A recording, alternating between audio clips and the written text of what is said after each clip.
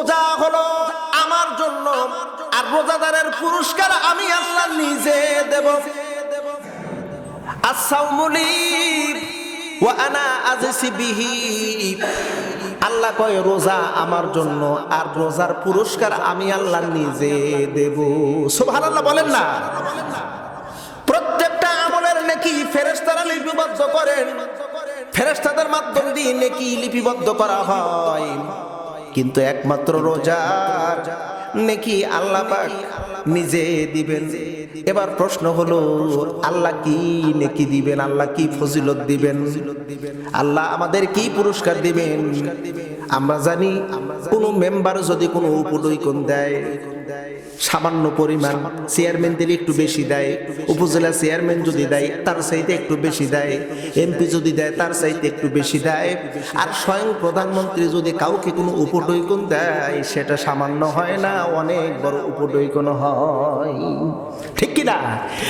আল্লাহ যদি কোনো রোজাদার ব্যক্তিকে পুরস্কার উপঢৌকন দেয়, আল্লাহর পুরস্কার কি? প্রিয় নবী বলেন জান্নাত।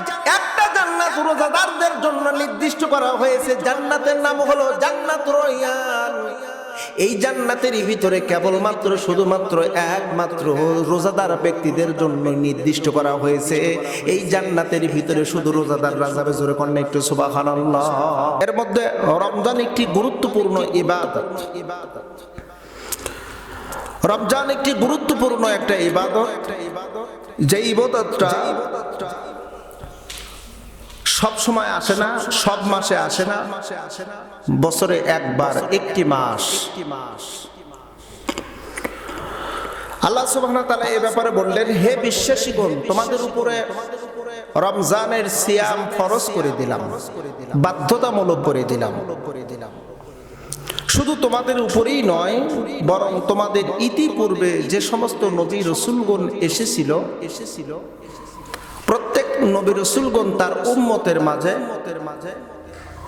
বা সেই জাতির মাঝে আমি রমজানের রোজাকে ফরজ করে দিয়েছিলাম। উদ্দেশ্য হলো যাতে তোমরা তাকওয়াবান হতে পারো, পরহেজগার হতে পারো, খোদাবীরি হতে পারো, এবং আল্লাহর পক্ষ থেকে জান্নাতের সুসংবাদ নিতে পারো। সূরাতুল বাকারা আয়াত নাম্বার 184।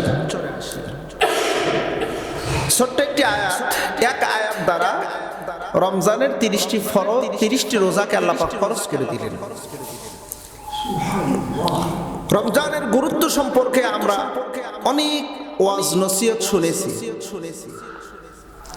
যদি এখানে বলা হয়েছে সিয়াম, কুতিবা আলাইকুমুস সিয়াম, সিয়াম শব্দটির অর্থ হলো আত্মসংযম করা, ভেঙে চুরমার করা। সিয়াম শব্দের অর্থ হলো সাধনা, সিয়াম শব্দের অর্থ হলো উপকারিতা, সিয়াম শব্দের অর্থ হলো ন্যায়পরায়ণতা, সিয়াম শব্দের অর্থ হলো মূলত বলা হয়েছে আত্মসংযম করা। সিয়াম কাকে বলা হয়? আমরা শরীয়তের মাসালা অনুযায়ী যেটা পেয়েছি, সুবহে সাদিক হতে শুরু করে সূর্য অস্ত পর্যন্ত খাবার পানাহার, যৌন সঙ্গম থেকে বিরত থাকা। প্রিয় মুসল্লিয়ান ইকরাম, রমজানের সিয়ামের ব্যাপারে গুরুত্ব আরোপ করা হয়েছে। কতটুকু গুরুত্ব? রমজানের সিয়াম যদি কোনো ব্যক্তি ইচ্ছাকৃতভাবে একটি রোজাকে ছেড়ে দিল, ভেঙে ফেললো, ইচ্ছাকৃত কোনো শরিয়া ওজর নেই, শরিয়া ওজরে রোজা ভাঙা জায়েজ আছে, রোজা না রাখারও বিধান আছে। আল্লাহ পাক বলেন আইয়ামাম মা'দুদাত ফামান কানা মিনকুম মারিদান আও আলা সাফারিন ফাইদ্দাতুম মিন আইয়ামিন উখরা। আল্লাহ পাক বলছেন, যদি কোনো ব্যক্তি অসুস্থ হয় অথবা সফর করে, সেক্ষেত্রে রোজা না রাখা শিথিলতা আল্লাহ পাক দিয়েছেন, কিন্তু পরবর্তীতে সুস্থ হলে বা সফর থেকে ঘুরে আসলে যে কয়েকটি রোজা পরিত্যক্ত করেছে, ছেড়ে দিয়েছে, ভেঙে ফেলেছে, সেগুলো তাকে কাজা আদায় করতে হবে, মানে ছাড় নাই। যদি কোনো ব্যক্তি অসুস্থ হয়, মুমূর্ষু অবস্থায়, জ্ঞান নাই, জ্ঞানহীন, ওই ব্যক্তি যদি নামাজ ছেড়ে দেয়, নামাজ পড়তে পারলো না, এক্ষেত্রে তার উপরে কাজা নামাজ বর্তাবে না, শরীয়তের মাসালা। মা বোনেরা যদি অসুস্থ হয় 5 দিন 7 দিন, সে অসুস্থতার কারণে যে কয়েক ওয়াক্ত নামাজ ছুটে গেল, ছেড়ে দিল, সুস্থ হওয়ার পরে ওই নামাজ কাজা আদায় করার জন্য তার উপরে বর্তাবে না।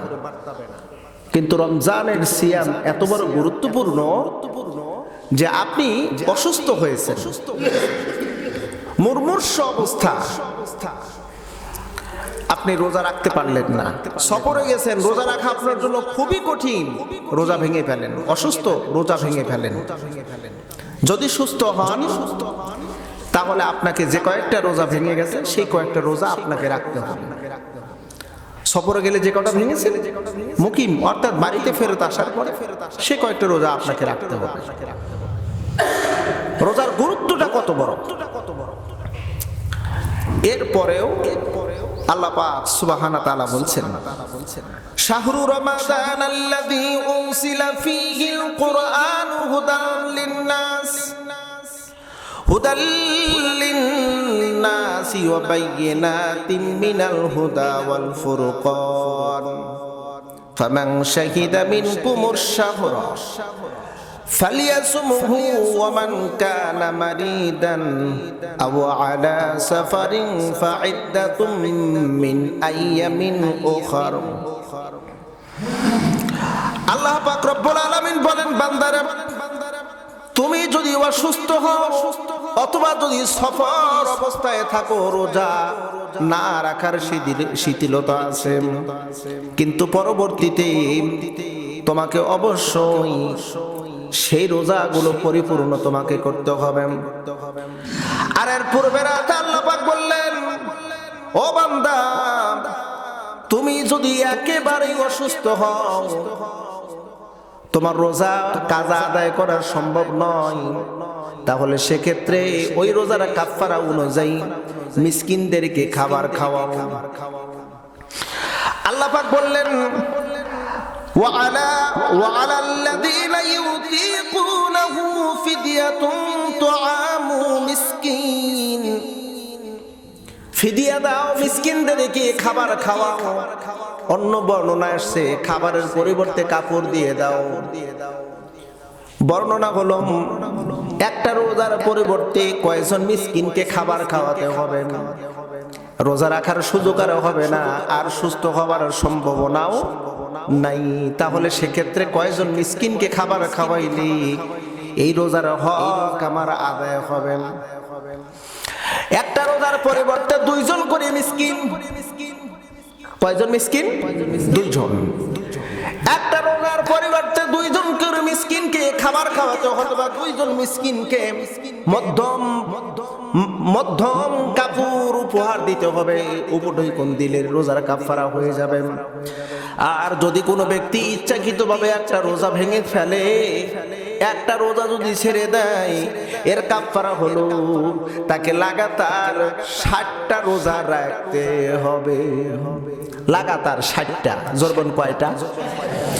60টা রোজা রাখা শুরু করো, 59টা হয়ে গেছে, 60 নাম্বার রোজা রাখতে পারলো না, ভেঙে ফেললো যেভাবে হোক, ইচ্ছাকৃতভাবে অনিচ্ছাকৃতভাবে, এর কাফারা পূর্ণ হলো না, পরবর্তীতে আবার তাকে 60টা রোজা রাখতে হবে। তার মানে কাফারা বড় কঠিন কাফারা, ঠিক কিনা? কঠিন কাফারা। আল্লাহ পাক রোজার গুরুত্বকে বুঝাই দিলেন, বান্দা তুমি যদি রোজা রাখতে না পারো, অক্ষম যদি হয়ে যাও, তুমি অসুস্থ, তুমি যদি মুসাফির হও, তোমার ক্ষেত্রে শিথিলতা আছে, তারপরে আল্লাহ পাক বললেন ওয়া আনতাসুমু খায়রুল লাকুম ইন কুনতুম তা'লামুন। তারপরে আল্লাহ পাক বললেন তুমি অসুস্থ, তুমি মুসাফির, তাও যদি তুমি নিজেকে একটু কষ্ট করে রোজা রাখতে পারো, ওয়া আনতাসুমু খায়রুল লাকুম, যদি কষ্ট করে হলেও যদি রোজা রাখতে পারো তাহলে তোমার জন্য অতি উত্তম হবে। খায়রুল লাকুম অর্থাৎ রোজা ভাঙার চাইতে কষ্ট করেও রোজা রাখা অতি উত্তম। কথাটা আমার আল্লাহর জোরবেন কথা কার? জোরে বলতে পারেন না? একটু জোরে বলেন না। আল্লাহর কথা হলো যত কষ্টই হোক রোজা ভেঙো না। ইন কুনতুম তা'লামুন অর্থাৎ এই রোজার ফজিলত সম্পর্কে, রোজার হাদিয়া সম্পর্কে, রোজার উপটৈকন সম্পর্কে যদি তোমার ধারণা থাকতো তাহলে তুমি রোজা ভাঙতে না। আজকে দেখা যায় সমাজের ভিতরে অসংখ্য মানুষ সামান্য অসুস্থতার অজুহাত দিয়ে রোজা রাখে না, এরকম মানুষ কিন্তু আছে, আছে না সমাজের ভিতরে? সারা বছর রোগ ব্যাধি নাই, দেখবেন রমজান মাসে রোগ ব্যাধির অভাব নেই কিছু সংখ্যক ব্যক্তি হরে হামেশা মানুষের সামনে খাবার খাচ্ছে, বিড়ি সিগারেট খাচ্ছে। এরকম লোক অবশ্য আপনাদের এই চৌপাকি গ্রামে না, আমি বিভিন্ন জায়গায় দেখি, আমাদের গ্রামেও আছে। অসুস্থ অসুস্থ অপ্রিয় বন্ধু, একটাবার চিন্তা ভাবনা করুন আসলে রোজাটা কি? না খেয়ে থাকার নাম কি রোজা? না। সুবে সাদিক থেকে সূর্য অস্ত পর্যন্ত কি না খেয়ে থাকার নাম রোজা? মোটেও নাম। প্রিয় নবী বলেন অনেক ব্যক্তি সেহরি খাইলো, ইফতারি করলো, কিন্তু তার রোজা আল্লাহর দপ্তরে কবুল হবে না।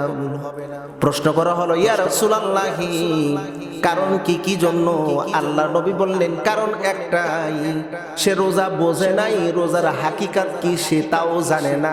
হাকিকাত ছাড়া রোজা রেখেছে, যার কারণে এই রোজার আল্লাহর দপ্তরে কবুল হয় নাই। রোজার ফজিলতের ব্যাপারে প্রিয় নবী বলেন হাদিসে কুদসির মধ্যে আছে, আল্লাহর হাবিব বলেন আল্লাহ পাক নিজে বলেছেন রোজা হলো আমার জন্য, আর রোজাদারের পুরস্কার আমি আল্লাহ নিজে দেব। as-sawmu li ওয়া আনা আজসি বিহি, আল্লাহ কয় রোজা আমার জন্য আর রোজার পুরস্কার আমি আল্লাহ নিজে দেব। সুবহানাল্লাহ বলেন না? প্রত্যেকটা আমলের নেকি ফেরেশতারা লিপিবদ্ধ করেন, ফেরেশতাদের মাধ্যম দিয়ে নেকি লিপিবদ্ধ করা হয়, কিন্তু একমাত্র রোজার নেকি আল্লাহ পাক নিজে দিবেন। এবার প্রশ্ন হলো আল্লাহ কি নেকি দিবেন? আল্লাহ কি ফজিলত দিবেন? আল্লাহ আমাদের কি পুরস্কার দিবেন? আমরা জানি কোন মেম্বার যদি কোনো উপঢৌকন দেয়, সামান্য পরিমাণ, চেয়ারম্যান দিলে একটু বেশি দেয়, উপজেলা চেয়ারম্যান যদি দেয় তার চাইতে একটু বেশি দেয়, এমপি যদি দেয় তার চাইতে একটু বেশি দেয়, আর স্বয়ং প্রধানমন্ত্রী যদি কাউকে কোনো উপঢৌকন দেয় সেটা সামান্য হয় না, অনেক বড় উপঢৌকন হয়, ঠিক কিনা? আল্লাহ যদি কোনো রোজাদার ব্যক্তিকে পুরস্কার উপঢৌকন দেয়, আল্লাহর পুরস্কার কি? প্রিয় নবী বলেন জান্নাত। একটা জান্নাত রোজাদারদের জন্য নির্দিষ্ট করা হয়েছে, জান্নাতের নাম হলো জান্নাতুর রায়্যান। এই জান্নাতের ভিতরে কেবলমাত্র শুধুমাত্র একমাত্র রোজাদার ব্যক্তিদের জন্য নির্দিষ্ট করা হয়েছে। এই জান্নাতের ভিতরে শুধু রোজাদাররা যাবে। জোরে কন্যা একটু সুবহানাল্লাহ। অপ্রিয় বন্ধু, রোজার হাকিকাত সহকারে যদি রোজা রাখা যায়, রোজা রাখার পরে মুখ দিয়ে একটু দুর্গন্ধ বের হওয়াটাই স্বাভাবিক। আল্লাহর হাবিব বলেন রোজাদারের মুখের গন্ধ মানুষের কাছে নিকৃষ্ট মনে হলে, খুব খারাপ লাগলেও আমার আল্লাহর কাছে মেশকে আম্বিয়ার চাইতে অতি সুঘ্রাণ মনে হয়। রোজা পুরস্কার দিচ্ছেন আমাকে আপনাকে। আল্লাহর হাবিব আরো বলেছেন রোজাদার ব্যক্তিদেরকে হাসরের ময়দানে ইফতারি করানোর ব্যবস্থা করবেন, যে সময় মানুষগুলো খাবারের জন্য পাগল হয়ে যাবেন, পানির জন্য পাগল হয়ে যাবে, পিপাসা গলা শুকিয়ে যাবে, বুক শুকিয়ে আসবে, মানুষগুলো অতিষ্ঠ হয়ে যাবে। আর যারা দুনিয়ায় রোজার হক সহকারে আদায় করে রোজা রেখেছে, আল্লাহ পাক হাসরের ময়দানে তাদেরকে খাবার খাওয়ানোর ব্যবস্থা করবেন, হাউজে কাউসারের পানি দ্বারা ইফতার করানোর ব্যবস্থা করবেন। জোরে কোন সুবহানাল্লাহ। আমরা এটা আবার বুঝি না রোজার হাকিকত। নেক্সট জুমায় আমি ইনশাআল্লাহ আলোচনা করব। তবে সবচাইতে গুরুত্বপূর্ণ বিষয় একটা, রমজান মাসের গুরুত্ব আল্লাহ পাক কেন এত দিলেন, কেন এত দিলেন, রমজান মাসের গুরুত্ব এতটা কেন? অন্যান্য নবী রাসূলগণ রোজা রেখেছেন, অন্যান্য নবীর উম্মতরা রোজা রেখেছেন, আমরাও রাখি। বুখারীর বর্ণনা আসছে, প্রিয় নবী বলেন হযরত দাউদ আলাইহিস সালাম রোজা রেখেছেন সারা বছর, একদিন পর পর তিনি রোজা রেখেছেন। সুবহানাল্লাহ, একটু বলবেন না? আল্লাহর হাবিব এজন্য মাঝে মধ্যে প্রতি মাসে তিনি রোজা রাখতেন, নফল রোজা রাখতেন, কারণ রোজাটা আল্লাহর কাছে অতি প্রিয় একটা ইবাদত। কার রোজা হবে না একটাবার লিখে রাখেন, মনের গহিনী, মনের খাতায় লিপিবদ্ধ করেন, মস্তিষ্কের ভিতর সেভ করে রাখেন কাদের রোজা হবে না।